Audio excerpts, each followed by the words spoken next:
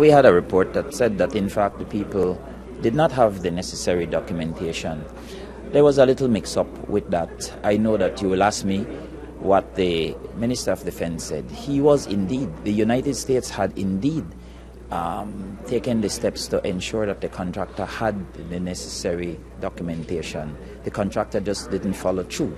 So I think the Minister of Defense was advised wrongly by the Coast Guard, no fault of his, that in fact everything was in order, and we were not. But I need to say that the contract was done in 2011, you know, so that was well before my time as Minister of Immigration and even before the Defense Minister's time as Minister of Defense. It was a contract that was signed a couple of years ago and just being worked on. Of course, you do know that as soon as we discovered that, we attempted to OTL them, but coincidentally and simultaneously the U.S. withdrew, gave a stop order, so the people left by early the following morning.